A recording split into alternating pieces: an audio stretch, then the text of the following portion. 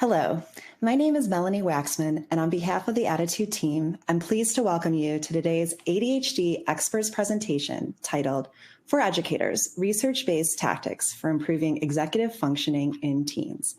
Leading today's presentation is Brandon Slade.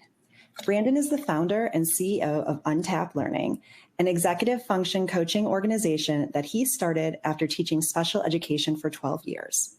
Untapped's mission is to help students with executive function challenges to develop the skills they need to succeed academically and beyond. Today's webinar covers the critical topic of supporting students with ADHD at school and the role executive function plays in their success. Our expert will share valuable insights and proven strategies to help students establish consistency and accountability so that educators are primed and ready to support teens who learn differently. We'd like to begin today's webinar by asking this poll question to our live audience. What executive function challenge do you see most often in the classroom?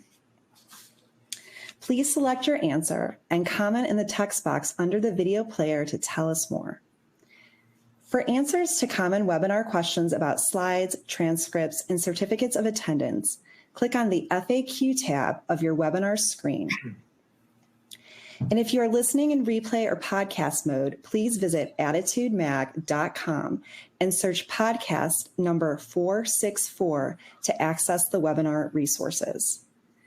And if you support the work we're doing here at ADDitude to strengthen the ADHD community, we encourage you to visit ADDitudemag.com/subscribe and sign up for ADDitude Magazine for yourself or to share with a teacher or a loved one who could benefit from greater ADHD understanding. You can click on the magazine tab on screen to learn more. And you also don't want to miss ADDitude's free ADHD learning series for educators. This 9-part newsletter training will guide educators through a comprehensive understanding of ADHD in children, plus how to effectively address its symptoms at school in ways that build brains and self-esteem.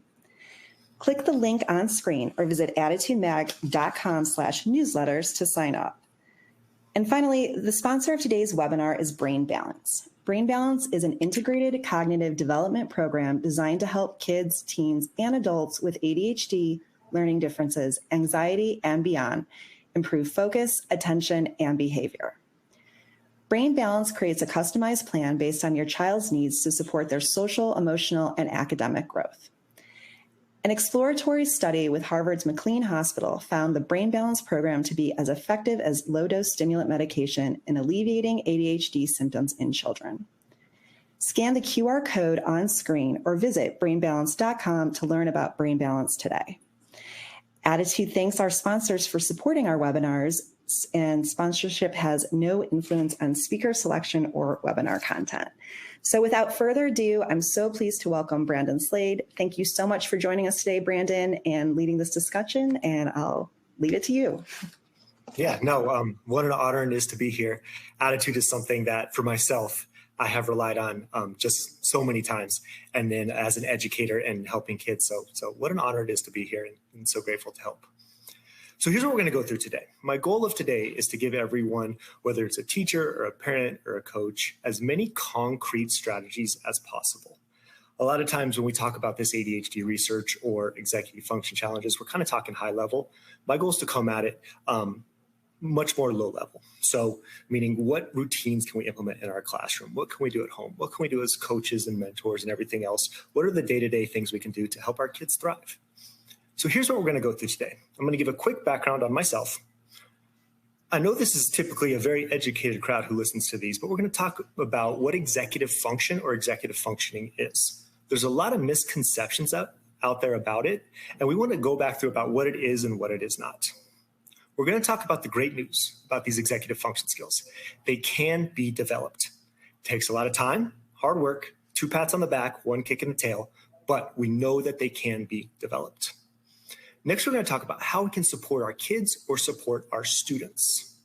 We're going to talk about how we can organize our practices if we're a coach, how we can organize our classrooms, and what we can do to make sure we create an environment where our kids thrive. And then we're going to talk about how to do school.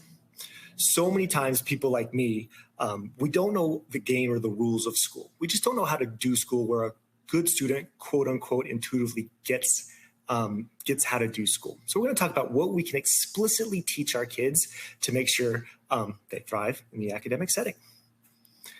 So here's a quick background on me. I was raised in Boulder County, Colorado, and I was diagnosed with ADHD, hyperactive ADHD at the age of 5 years old. I have the best type of ADHD. I'm 99th percentile hyperactive. I have two brothers who are built just like myself. The reason I describe it as the best type of ADHD is because we were the type of kids who were jumping on desks in kindergarten and so rambunctious, but we were getting attention.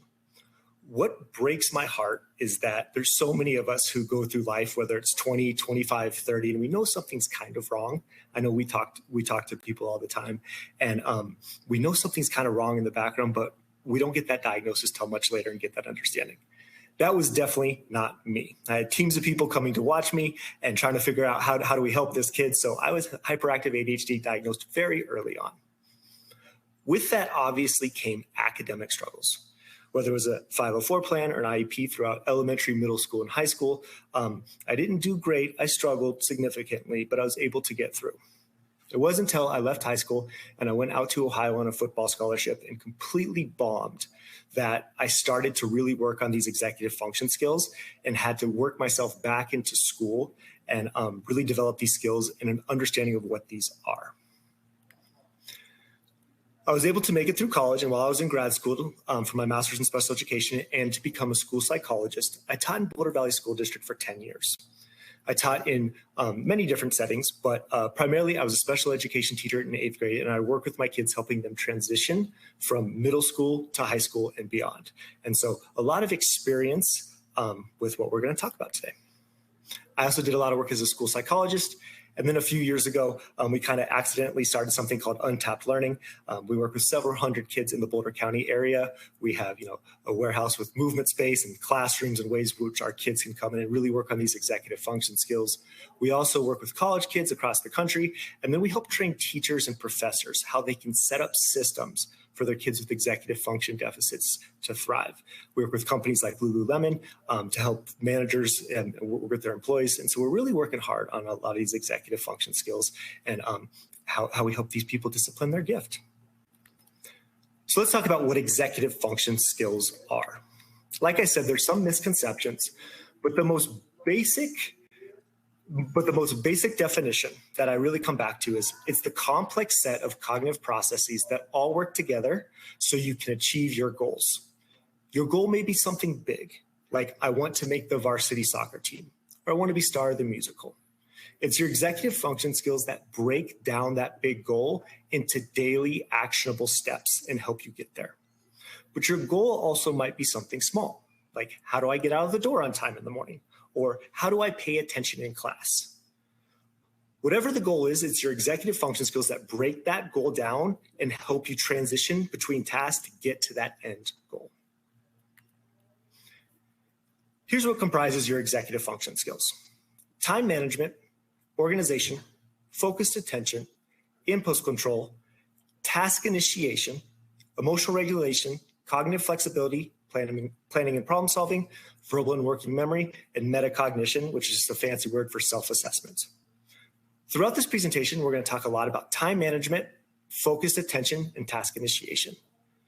Quick note on task initiation. In the past couple of years post-pandemic, this is the skill that we've seen absolutely plummet with our students.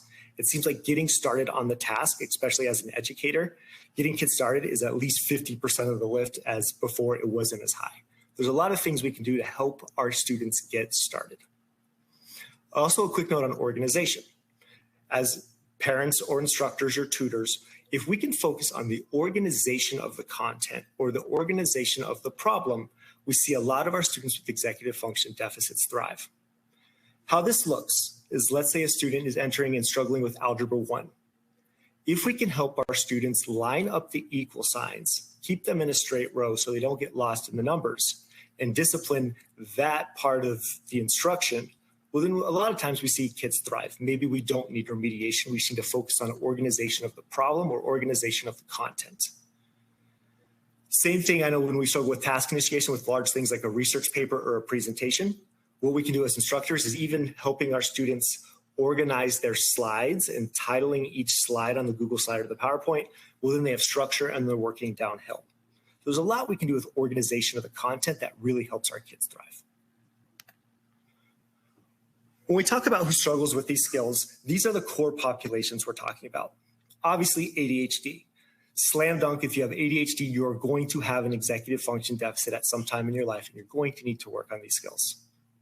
With dyslexia, we know about the phonetic piece, but often, we see our kids struggle with these executive function skills, and especially because their thoughts are disorganized, and we need some instruction and some structure around these skills. Students on the spectrum, and then something we've seen a lot recently is what we call twice exceptional students, students with a gifted IQ or gifted intellect. They really tend to be scattered and struggle with these skills in a lot of settings. And then if you have a TBI or a concussion, if you work with athletes, a lot of times these are the skills that during the recovery period, we really need to work on. So we have those populations. And then on top of that, we look at our mental health, whether it's anxiety or depression. We really need to work these skills and help students break down tasks into small manageable pieces while they're working on that mental health. This graphic, or the way I spoke to, is really nicely laid out. In the real world, we see up to as high as 80% of people with ADHD also have some kind of significant anxiety associated with it. So in real life, it doesn't break down this nicely, but these are really the core populations we're talking about with an executive function deficit. The way I think about executive functioning is making toast. So growing up, like I said, I had two rambunctious brothers and myself. My mom would give us a very simple task, or something she thought was simple. Put some butter on some toast and meet me in the car in 5 minutes. She would come back in the house about 10 minutes later, and we were wrestling. There was bread spread out all over the place. My youngest brother was covered in butter, and we were trying to tackle him. Obviously, we were very rambunctious, and my mother would lose her mind on us. But she thought she was giving us a very simple task. Put some butter on some toast and meet me in the car in 5 minutes.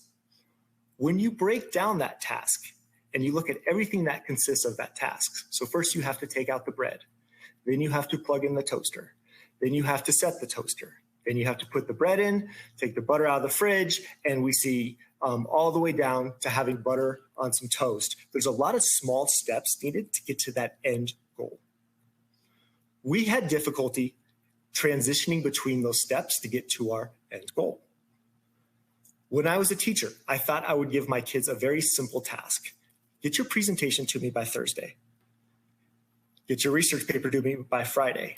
It wasn't until I figured out how to break down that task into very small manageable pieces, give them love and accountability throughout the process, 2 pats on the back, 1 kick in the tail, that I started to see my students really not only develop these skills, but complete work.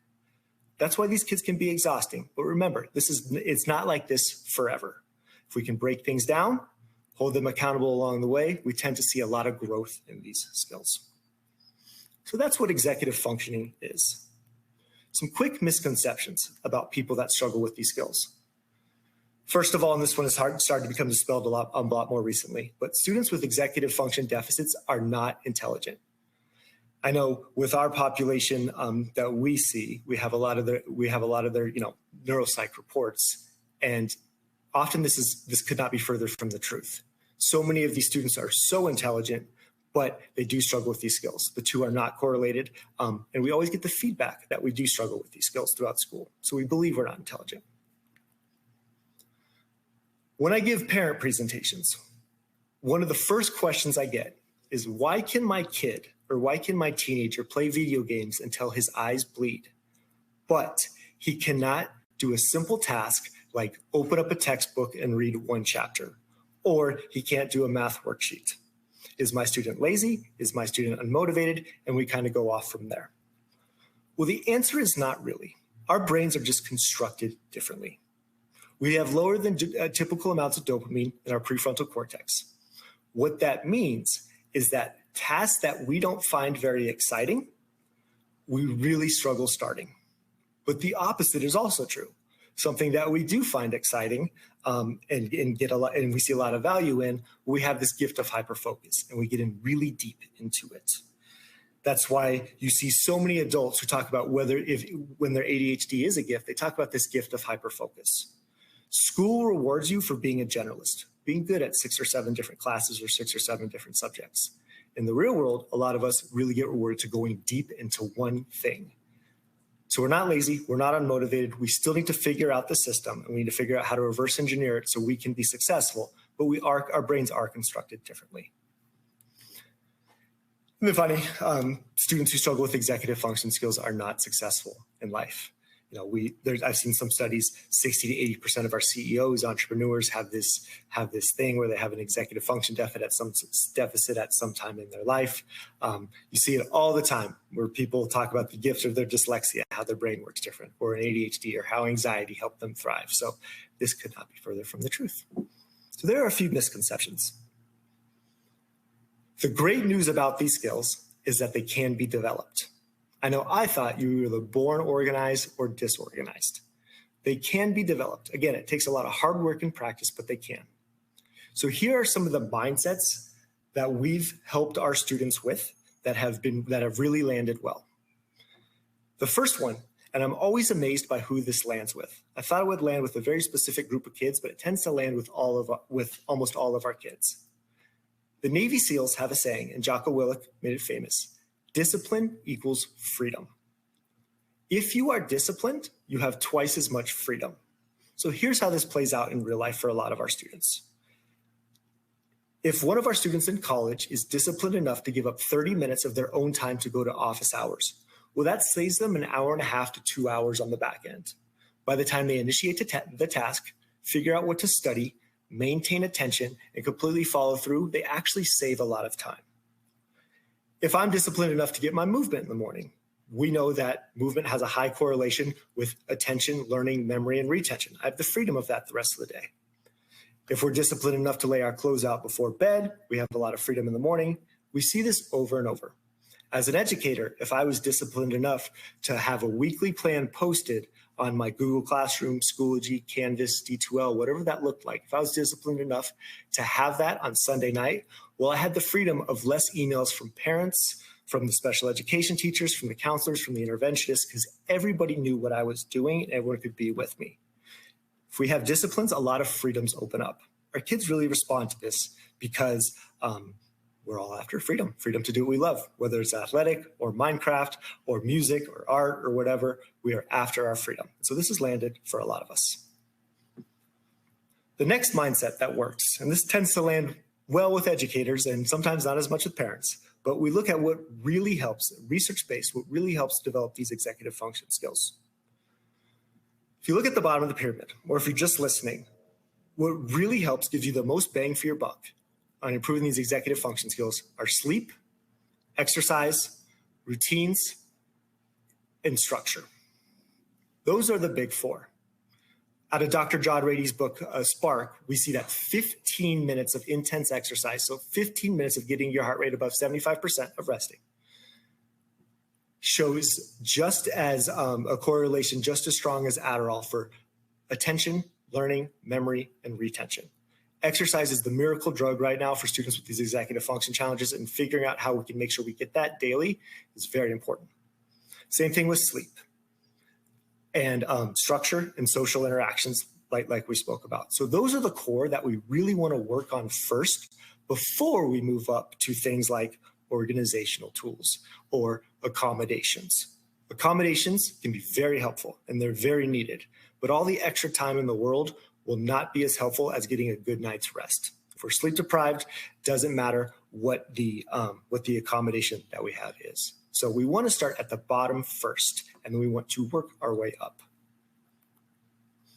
The next mindset that really works with a lot of us adults working with students, whether it's educators or parents, and this is from an ADDitude article, is students with executive function challenges tend to get, on average, 20,000 more negative comments than positive comments by the age of 10, and then it tends to go up exponentially from there.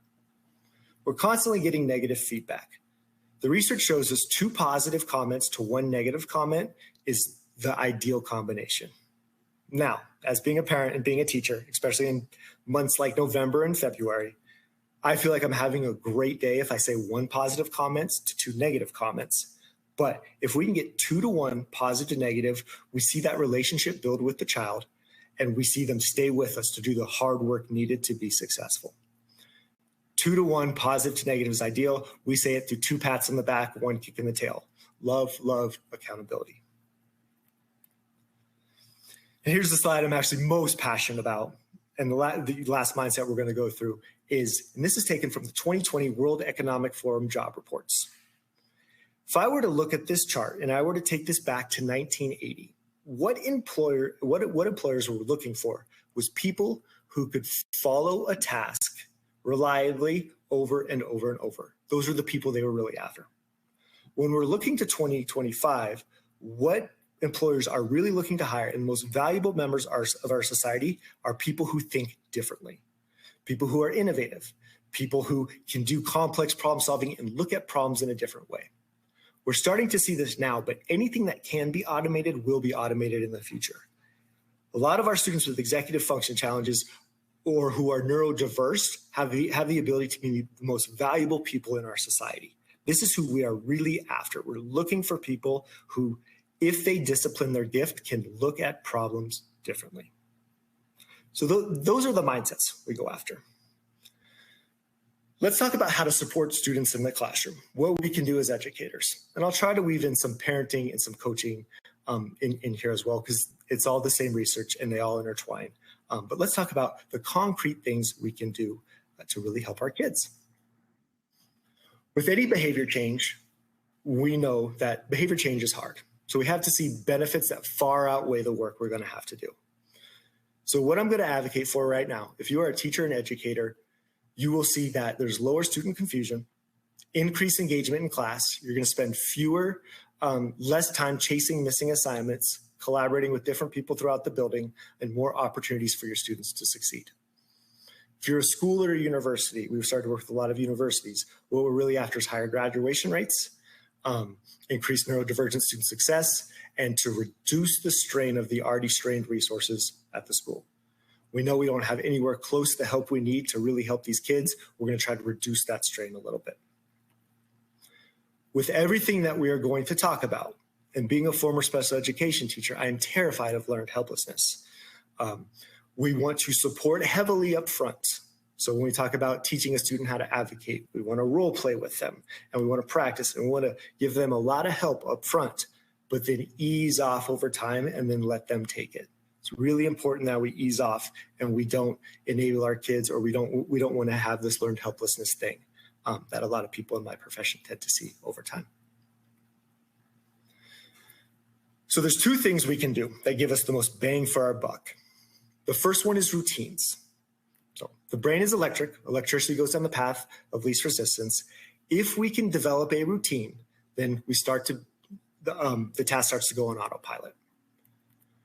We see the research shows us significant reductions in stress and anxiety for students that have routines. So for example, if a kid walks into a classroom and they know exactly what's expected of them right when they walk in, we know that we're going to see significant reduction in stress and anxiety in that classroom. If you're a coach and you're working with a high-level group of athletes, if we have the same routines built out throughout practice, significant reduction in stress, anxiety, and improved performance. Routines also increase focus and organization. I know one of our biggest recommendations for college kids is that we are in the same location, same time, same place when possible, every single day for studying. So whether it's the campus library or the local coffee shop, if you are disciplined enough to use that location for one thing and one thing only, and that's productivity, disciplined enough to stay off social media and stay off your phone, well, it doesn't matter how poor your attention is, we see significant increase in focus and organization. And then everything we're talking about is best practice for all students, but essential if you have an executive function deficit. All of it is done through the lens of school, but it's not about school at all. We're really after confidence and discipline. And these translate throughout so many aspects of our life. So here's an example of a routine that I had to implement in my own life. And we'll talk about how to identify these routines in a second. But I'm late to everything. And luckily I was on time to this today, but I'm late to everything. And I had a consistent challenge in my life, and I had to build a routine around that in order to be successful. As an adult with an executive function deficit, I have to be incredibly routine-based. So you can see I have a bowl when I walk in the door. Every night when I walk in the door, my wallet, my keys, and my phone land there. That's my landing pad. In the morning, I scoop and I launch. That's my launching pad. Everything is right there. My clothes are laid out, my smoothie's in the fridge, and my backpack is packed next to the door. This helps me get out the door on time in the morning. Doesn't matter how poor my daughter's attention is that day or what's going on in my life, I can get everything up and out the door within 5 to 10 minutes. If I get out the door late and I'm late to the next thing, that means I messed up the night before. It's on me. So we have a consistent challenge and we build a routine around it. One of the ways to think about this is what's called the lead domino. We want to do one routine only at a time. So when we look at the lead domino, it's what's one thing that you can do that helps improve 5, 10 other things. It's also called a keystone habit in the habit research. But for example, if you get your 15 minutes of exercise in, well, that improves learning, it improves sleep, it improves, you don't feel like eating like junk. All these other things improve because you implemented one routine. It's the lead domino. This is a lead domino for me. I'm not starting out my morning anxious, running around blaming everybody else because I lost my keys. I'm getting off the day to a solid start and a bunch of other things improved. Again, one routine at a time. We build that, we automate it, and then we work from there. As a teacher, routines we can build into our classroom. So the first thing is that the key to a neurodiverse friendly classroom is predictability. We want to have routines. A lot of teachers and educators will push back saying like, well, won't this make my classroom boring? Well, the opposite is true. If we know what's expected of us, you can actually let your creativity thrive. There's been a lot of research done on the most creative people of our time, whether it's Da Vinci or Picasso or whoever. They actually, a lot of them, if you read their biographies, had very strict routines. So for example, Picasso was in his lab from noon to 8 every single day. He had very clear structures and routines. That was his creative painting time. What happened within that, it allowed his creativity to flourish. He didn't always have like, when am I going to paint today, or waiting for, a spark of innovation. He had clear routines for himself, and the creativity flourishes. That's what I'm going to advocate for teachers. If we have clear routines and kids know exactly what's expected, your assignments can be much more exciting, much more engaging, and you're not behavior managing as much. So having clear routines, identifying your lead domino. An example for a lead domino for me as a teacher is I had to teach my students how to enter my classroom. When you have 20 to 25 ADHD students walking into your 7th period class, it tended to get crazy. And I started off the class day or the class period, always frantic, trying to get everyone going. It wasn't until I explicitly taught them how to enter my classroom and what to get started on every single day that so many other things improved. That was my lead domino. The ultimate lead domino, which we'll talk about in a sec, is making sure you have online, you're organized online and everyone can access your materials. So you create a routine around that lead domino, you do it until it becomes habit, and then we see behavior, attention, and engagement increase. So that's routines. Routines are very, very helpful, whether you're a teacher working with these students or whether you're a parent or a coach. Routines, unbelievably helpful. The next one is planning. The second biggest bang for our buck is planning. So planning may sound simple, but it actually starts to train our brain to think ahead. I'm the type of person, and we work with many of these people as well, that if we have a soccer game on Thursday night and a research paper due on Friday, we will lose our mind at 9 p.m. and blame everybody else in the world because how are we supposed to get this done? We aren't thinking ahead, and we need to train our brain to think ahead. It also puts out a lot of fires before they begin when we plan. Prevents procrastination because we feel like we know exactly what's expected of us, and then it reduces anxiety. Remember, the brain is for having ideas, not holding them. Once we get this out and onto paper and somewhere, we tend to see anxiety go down significantly. If you would like a step-by-step plan, whether you're a special education teacher, a counselor, if you have a small group of students, or a parent, this is how we help our students create a plan for the week. A lot of this is age dependent. Obviously, if they're younger, then we make it much more simple. But when they get older, here's how we break this down, and we see them thrive when they get to the next level, whether that's college, the trade school, or the workforce. So a great routine is to do this on Sunday night, let's say 6 p.m. at the kitchen table. That's just what we do every single night. We plan. We look at our week ahead and we see if there's going to be any challenges that we need to work ahead on. So first thing we do is we list out all our commitments for the week, whether it's doctor's appointments, sports, clubs, practices, band, whatever. We get all that out first. The next step is we go through all of our teachers' portals and we see what's posted, and we start to look for the large assignments and the small assignments. For the large assignments, we're going to break it down into small pieces, like making toast. And then we want to make sure we have checkpoints in there in case things go wrong. Next, we want to have our kids not only write down these, but we want to have them give a general time estimate. As you know, especially with ADHD, we see time very differently. If someone asks me, how long will this paper take me? I'll say 20 minutes or I'll say 15 hours, and I'm very off on each one. And this causes a bunch of issues. It takes time to get this down. But if we can start to give general time estimates, we can start to see how they match up, and we start to gain an understanding of time. Then we look at front loading. I know as an adult with ADHD, by the end of the week, it's very hard for me to maintain attention. Attention is a depleting resource. So I front load, and we work with a lot of our students to front load as much as possible. We get worn down. It's twice as hard for us to focus in some settings. There's a lot going on, especially when you look at sensory challenges. We want to front load when possible. It gives us bumper room. It gives us increased freedom. And we want to build in accountability checkpoints. Where do we get that love if we work through our Monday list? Where does the positive come in, and what's the accountability if we don't? So that's how we help our students create a plan. Here's an example of a sample plan. Now, this is a student, this is a senior in high school who is trying to go to a very high-level university and is also involved in sports and extracurricular activities. So this is much more busy than most plans. You can see it has 5 to 7 different tasks per day. If you start this with a student who's in elementary school, we'll only have probably 2 to 3 tasks each day, and it's such a great way to start this off. So here's the plan. We post it in somewhere that they can see, and it's very clear what the love and what the accountability is if we get through each day. Quick note, if you have a student, you're working with a student with high levels of anxiety, I know what we do is this would be way too overwhelming for me to attack. Getting all this down, first of all, it's great to get it out of the brain because all this was in there, but looking at each day seems really overwhelming. So I know what we do is we send automatic emails where they get 1 day at a time. Or if you're more old school, we just cut up the sheets of paper and you just get 1 day at a time.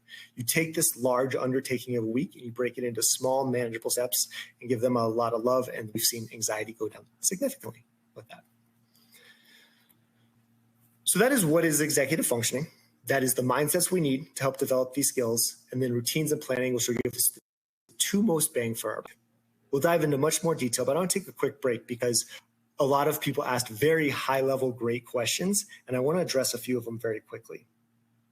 So the first question that was submitted was, my student makes a to-do list but still can't follow it. So they're planning, they're doing great work like what we talked about. What will help him or make him follow this schedule? Obviously, it's hard, a big picture question like this because it's different for every child. I'd want to dig in more deep to give the best possible answer. But a few things to consider right here if this is you. There's a lot of great texts out there. Atomic Habits is the one that's most famous, but Tiny Habits is by a Stanford behavioral researcher. It's breaking down the task into the smallest manageable piece.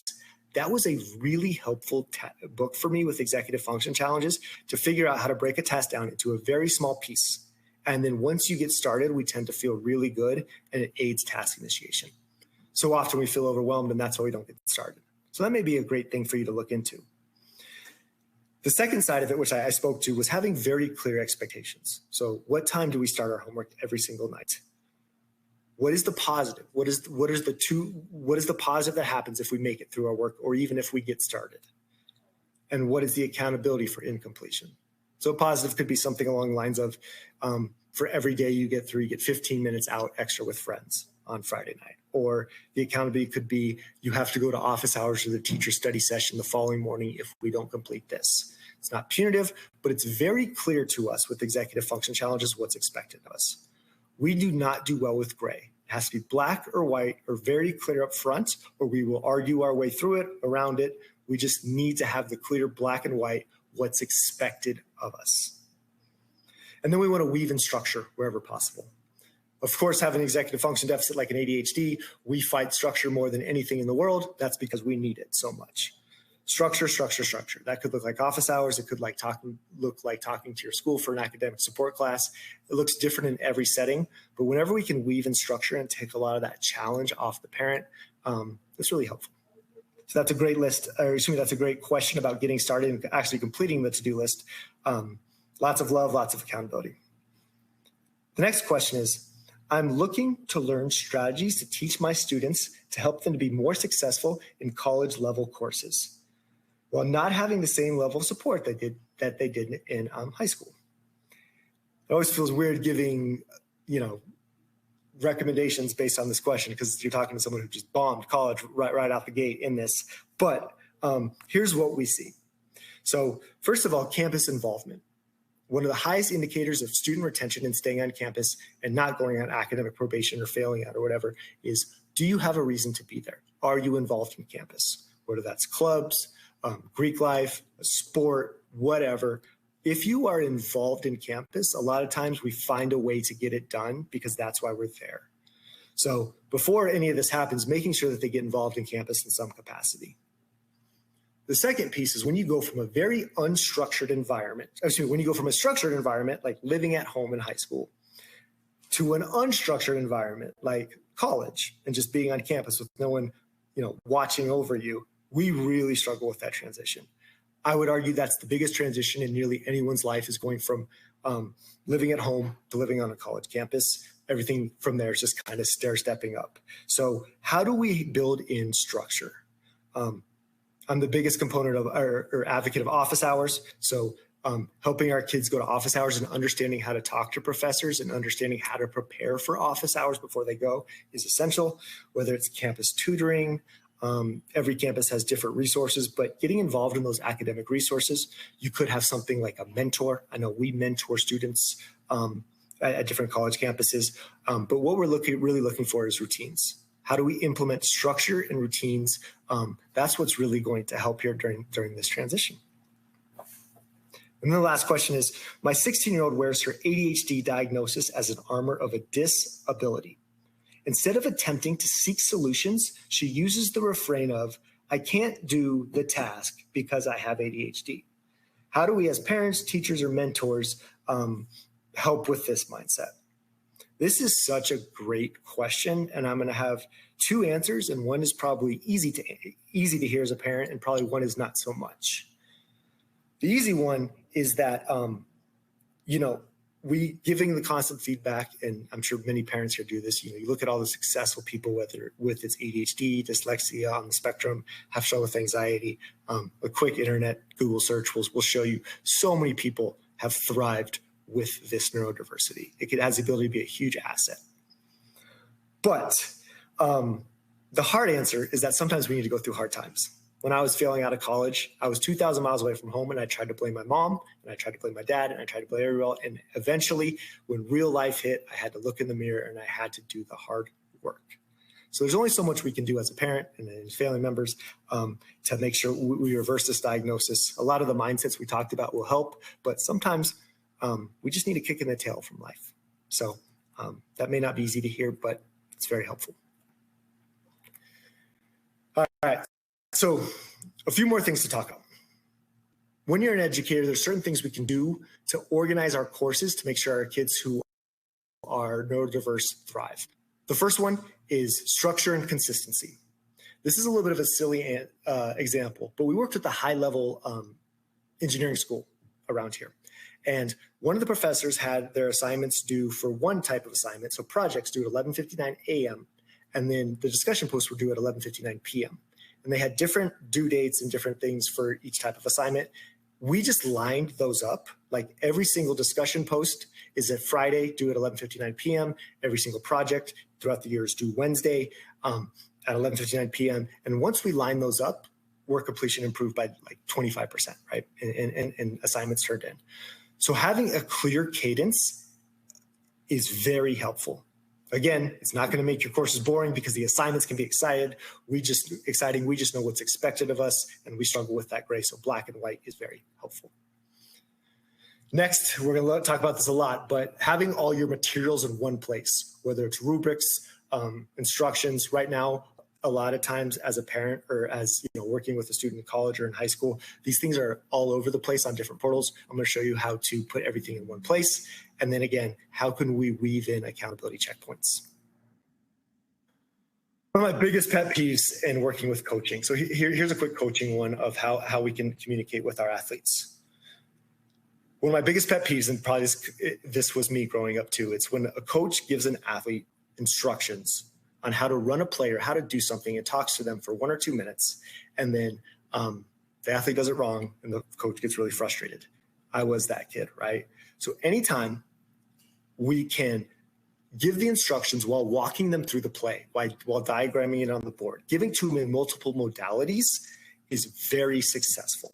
Same thing with teaching, not just saying it verbally, writing it down. Multiple modalities tends to be very successful when we're giving instructions. If you're on the webinar and if you can see the screen, I just pulled up an example of a superstar teacher/professor and how they organize their course schedule. If you're just listening, how it looks is that the weeks there's one sheet of paper at the very front of the Schoology, the Google Classroom, or whatever it is. There's just one sheet of paper. And it says week 1, what we're doing that week, what the homework is, and then the due date. Everything is hyperlinked to this one sheet of paper. So if it's an essay, it says like essay, hyperlinked in are the instructions on a different sheet of paper. And then right next to it, rubric. The rubric is hyperlinked. And then the when it's due or where to submit, it's hyperlinked. Everything is on one front sheet of your paper and hyperlinked in and broken out very nicely. It's really hard to find a lot of different things if you're a student with an executive function challenge trying to weave through everything. I know this is something we've worked with a lot of schools on and how to really help teachers build this out. But having one front sheet of paper where everything is hyperlinked in, that's well organized, will give you so much bang for your buck as an educator. And it's really helpful. So beyond that, having predictable structure when things are due and then consistent deadlines. If you need additional help with this on our website, and then also there's a place to sign up for our newsletter, we'll send out things like a neurodiverse syllabus, how to organize a class, a Google Classroom or a Schoology or a Canvas or a D2L or something like that, your school learning management system. But this is a great way to do it. Also, if you're a coach as well, and set a practice plan home. Same thing with you if you're a syllabus. I know there's a few high school teachers and college professors here. In your syllabus, if you can have a syllabus where you hyperlink things in, so like here's my email is hyperlinked in. Here's how I want assignments cited that is hyperlinked in and it shoots you to the website that you want to use. Here's how I want to be advocated to. A lot of our students don't know how to advocate respectfully for accommodations or extra time. Having a script there. Having everything in one place that our student always comes back to is very helpful. If there's a consistent challenge in your classroom, put it in your syllabus, but hyperlink it to the resource that where you want it to go to. We're big on helping our students be successful. Let's make it easy on you. Take time to build it in, hyperlink it, and they'll know exactly where to go and what to do with it. Again, we have examples of this if anybody needs them. So that's how to organize your course. Build in routines throughout your classroom if you're struggling with behavior management or whatever, but build in routines, but also build in routines for assignments and clearly post things online. As someone who's a teacher, but also with an executive function deficit, I show it to several people, and I want to make sure it's crystal clear to everybody before I post it for my classroom. This small discipline has opened up a lot of free time and has opened up my inbox as well. The last thing I want to talk about is how to do school. Kids who are quote unquote good at school, they understand the game. A lot of us with executive function challenges, we just don't. When I was failing out of college, I had someone else on the football team come talk to me. And they said something along the lines of, why don't you go talk to your professor? My response was, can you do that? I had no concept of how to do school. There's a few things that we can teach our students explicitly with, and they'll understand how to do school and thrive. The first one is how to study. So common complaint among teachers and parents is my student doesn't know how to study. if you're working or if you have a neurodiverse child or student, I don't have a good answer for you because we all learn so different. I know I would not try to read a book. That would be ridiculous for me, but I've been able to make it through grad school and I devour research.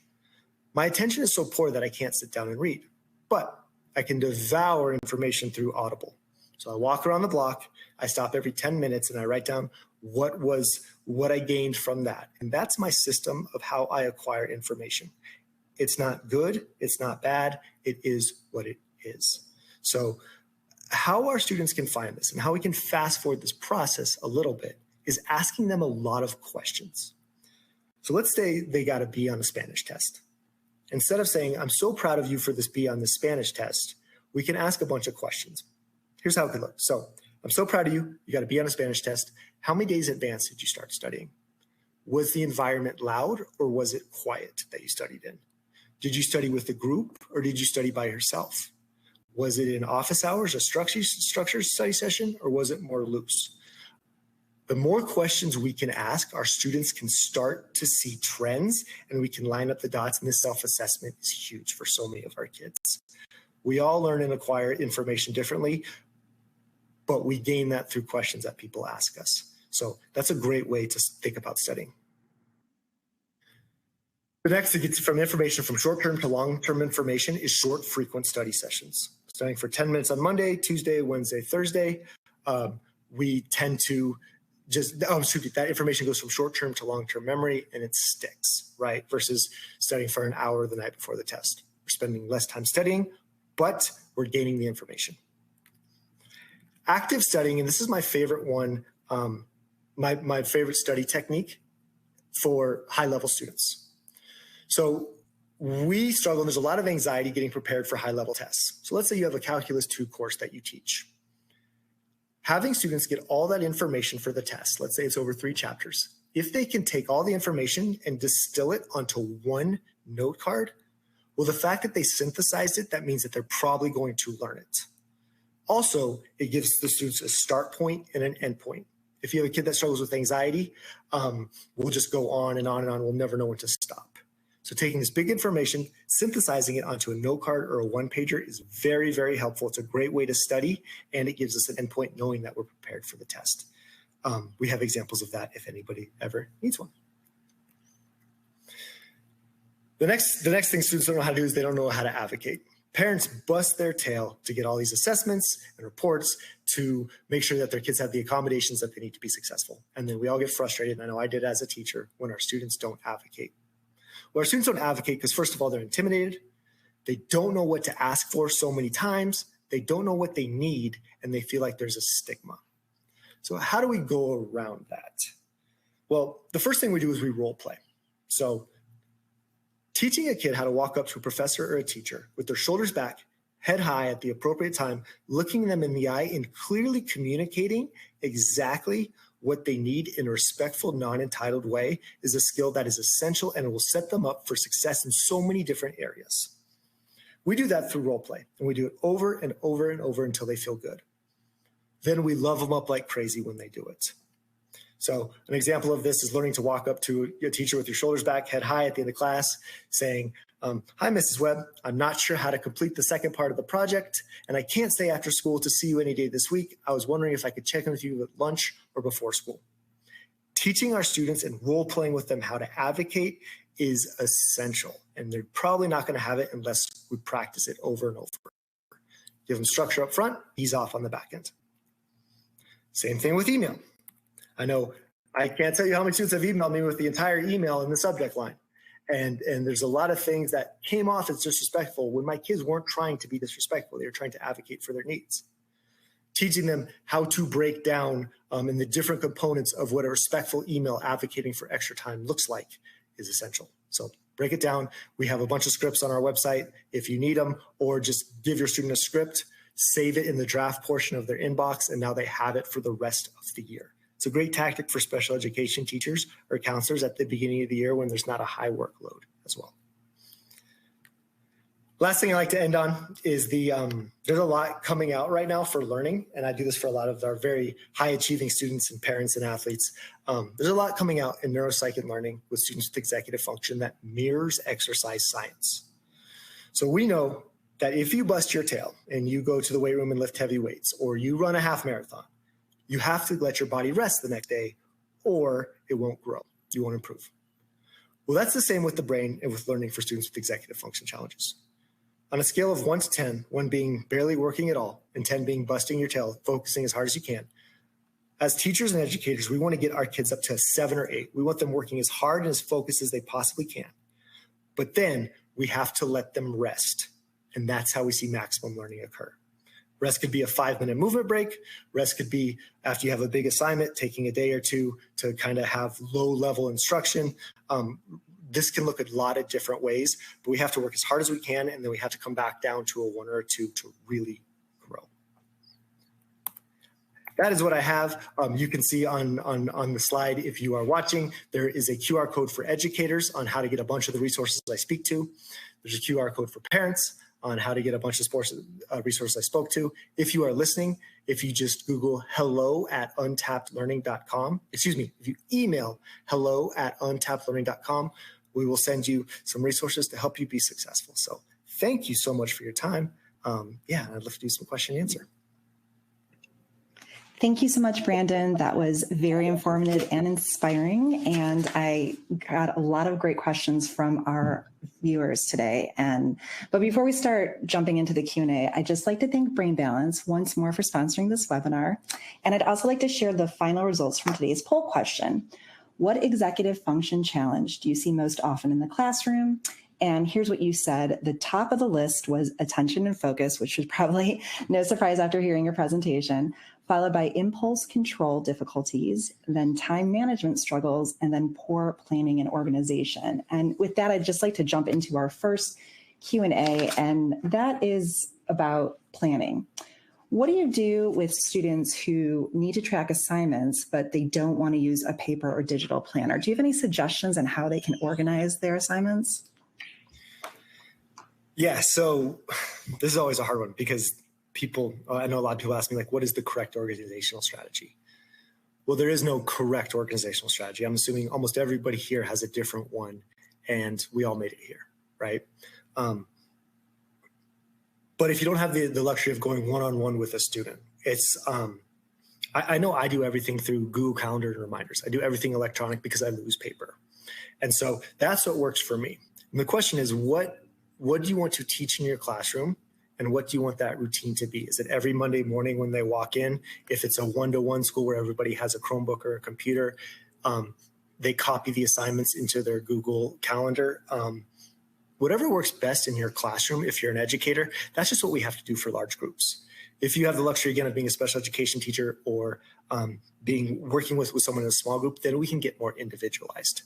What we do is we have students choose their organization system, but then we tell them after they choose it, we will hold them accountable for the rest of the year. I'm the type of person that I'll download all 50 organization apps in the iTunes store. I'll use every one for 2 weeks because it's exciting. I'll switch it up, and then I'm more disorganized than ever. The correct organizational one is the one you update weekly, and then there's accountability weaved in. Another quick component of that is what's the positive reinforcement if it's just your child or a small group that you can weave in if they do the task. We want to associate that with positivity. And you mentioned the importance of exercise for students who have these executive function deficits. And one question we received was, should our schools start the day with 15 minutes of activity? And if so, what kind of exercise? Do you have any recommendations for elementary through high school that they can do? Well, first of all, I'm a big proponent of what movement does. And sometimes exercise gets thrown in there, and it may not even be necessarily exercise. So I try not to overthink it. So any type of movement is going to be really helpful for a lot of our kids. It could be walking to school. It could be walking for 15 minutes. I know we do a lot of walk and talks with our kids just to get them moving and get the brain reset. We would love it if that heart rate got up for 15 minutes, but try not to overthink it. Anytime we can work movement into our classroom, which is super scary as a teacher. I know I had this huge mental shift, like, it's really easy to lecture for an hour. It's really hard to find ways to lecture for 10 minutes and then build in movement.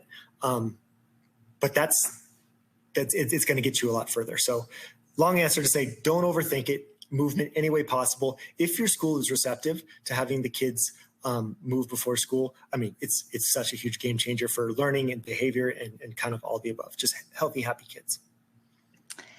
And we did have one teacher ask, what are some ways to communicate effectively with the parents of my students with ADHD, as they often show signs themselves and have a hard time managing parenting? So do you have any tips for those educators when they are reaching out to the parents trying to get some help and trying to explain what's going on with their student in the classroom and what they can do to facilitate growth? Yeah. The apple doesn't fall far from the tree sometime. And so, I mean, it all depends on what you're trying to help them with. So like, let's say it's routines. I know something that I did. I just had like a Google Doc. And when a parent asked a question and I found a helpful article or a helpful piece of research that was, applicable to their situation, I just copied and pasted that link in there. So what I found with a lot of parents is that though it'll be, and ADDitude's a great example. I had a bunch from ADDitude, but they're very receptive to like little research articles. And then when I weave in my 2 cents into it, then they were really receptive because they could see it was research-based. It wasn't just my opinion.